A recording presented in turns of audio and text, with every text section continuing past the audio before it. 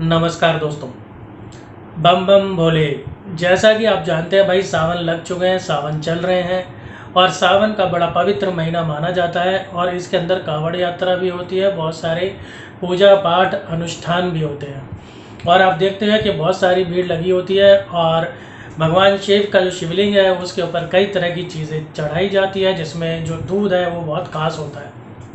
तो अब मैं आपको इस वीडियो में ये बताने जा रहा हूँ कि हमें सावन में कुछ चीज़ें नहीं खानी चाहिए और क्यों नहीं खानी चाहिए वो भी मैं आपको बताने जा रहा हूँ।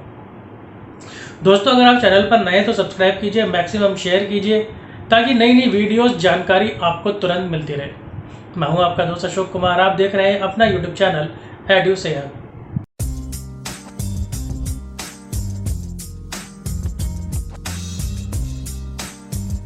तो सबसे पहले हम ये बात करते हैं कि भाई आखिर सावन के अंदर आपको कुछ चीज़ों की मनाही क्यों होती है। इसका एक बेसिक सा फंडा है। आप जानते हैं जो सावन होता है ये मॉइस्चर का ज़माना होता है, मॉइस्चर का महीना होता है, नमी वाला महीना होता है और जब जब नमी होगी तब तब जीवाणुओं की पार्टी होगी। यस, जब जब जहाँ जहाँ नमी होगी तब तब जीवाणुओं की पार्टी होगी। इन्हीं अलग अलग तरह के जीवाणुओं की वजह से आपको आई फ्लू भी होता है। आपको ये जानकर हैरानी होगी कि जिस जीवाणु की वजह से, जिस विषाणु की वजह से हमारी आंख में कंजक्टिवाइटिस होता है, यानी कि आंख आती है, जो आंख आना होता है, वो समस्या जो होती है वो हमारी आंखों में हमेशा से ही रहता है, लेकिन सिर्फ सावन के महीने में आके वो बढ़ जाता है। इस वजह से वो आईज का इन्फेक्शन हो जाता है, आंखों का इन्फेक्शन हो जाता है। तो जीवाणु की पार्टी होती है, बहुत तेज़ी से वो बढ़ते हैं मौसम में, इस नमी के मौसम में, सावन के महीने में। इसलिए कुछ चीज़ों को हमको अवॉइड करना चाहिए। जैसे नंबर 1, आपको दूध और दूध से बनी चीज़ों को बिल्कुल अवॉइड करना चाहिए। ऐसा क्यों कहते हैं? ऐसा इसलिए कहते हैं कि जो गाय होती है, मैं आपको फिर से याद दिला दूं कि आयुर्वेद में जब भी दूध की बात होती है या मिल्क प्रोडक्ट्स की बात होती है तो वो सिर्फ गाय के होते हैं। भैंस जो है वो तो भाई हज़ारों साल बाद आई है। वो भी क्यों आई है? क्योंकि जो भैंस होती है उसको पालना सस्ता होता है, उसकी तीमारदारी कम होती है, उसका चारा सस्ता होता है और सबसे बड़ी बात, उसका जो दूध होता है वो गाढ़ा होता है, उसके अंदर फैट बहुत ज़्यादा होता है, जिसकी वजह से उसके अंदर पानी मिला के मिलावट करना आसान हो जाता है। तो इसलिए भैंस जो है एक सब्स्टिट्यूट के रूप में बाद में आई। हमें हमेशा गाय के उत्पाद ही इस्तेमाल करने चाहिए। तो सावन के महीने में भी ना गाय के दूध के अंदर एक जीवाणु है जो आना शुरू हो जाता है, जिसकी वजह से हमें सावन के महीने में दूध नहीं पीना चाहिए और दूध से बने जो प्रोडक्ट्स हैं वो हमको नहीं खाने चाहिए। जैसे कि दही, आप जानते हैं कि दही एक जीवाणु की वजह से ही जमता है और अगर आप सावन के महीने में दही जमाते हैं तो वो जीवाणु बहुत ज़्यादा बढ़ जाता है, ज़रूरत से ज़्यादा बढ़ जाता है और भी दूसरे कई तरह के जीवाणु इस नमी के मौसम के अंदर आ जाते हैं। तो जो दही, जो मिल्क प्रोडक्ट्स हमारी सेहत के लिए अमृत होते हैं, हमें फ़ायदा देते हैं, उल्टा हमें नुकसान देने लगते हैं।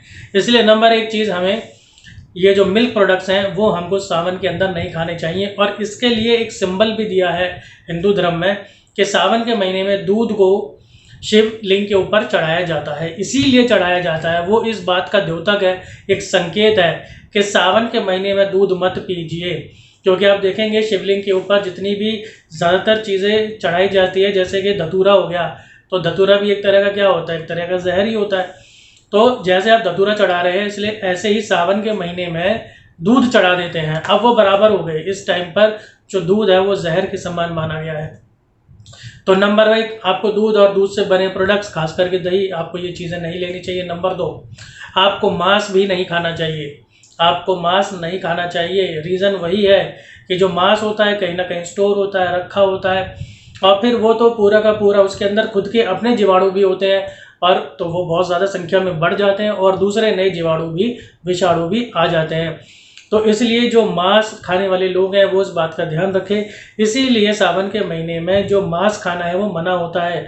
अगर आप मांस नहीं खाएंगे तो कुछ समय के लिए जो खतरनाक जीवाणु हैं, विषाणु हैं, वो आपके शरीर के अंदर नहीं जाएंगे।